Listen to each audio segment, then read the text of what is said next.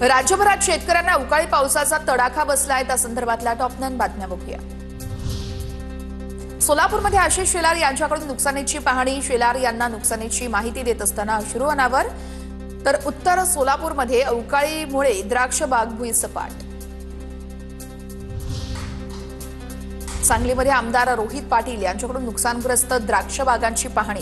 गारपेटीमुळे सांगलीमध्ये द्राक्ष बागांना मोठा फटका। नुकसानीची आढावा घेत माहिती घेतली।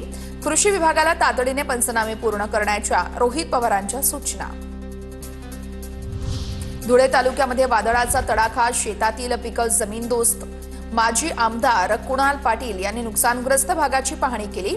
नुकसानग्रस्त पिकांचा तातडीने पंचनामा करून अहवाल शासनास सादर करण्याची मागणी। धुळ्याच्या साक्री तालुक्यामध्ये वादळी वाऱ्यासह मुसळधार पावसामुळे झालेल्या नुकसानग्रस्त भागाची आमदार मंजुळा गावित यांच्याकडून पाहणी। गावितांकडून प्रशासनाला तात्काळ पंचनामे करण्याचे आदेश। सोलापूरमध्ये मंत्री आशिष शेलार यांच्याकडून अवकाळी पावसामुळे झालेल्या नुकसानीची पाहणी। वादळी वाऱ्यामुळे उत्तर सोलापूर तालुक्यातील पडसाळी गावात द्राक्ष बाग भुईसपाट। जळगावच्या अमळनेर तालुक्यातील शहापूरमध्ये अवकाळी पावसामुळे पिकांचं मोठं नुकसान। हातातोंडाशी आलेलं मका पिकाचं मोठं नुकसान झाल्यानं शेतकरी संकटात। तातडीने पंचनामा करून शेतकऱ्यांना आर्थिक मदत देण्याची शेतकऱ्यांची मागणी।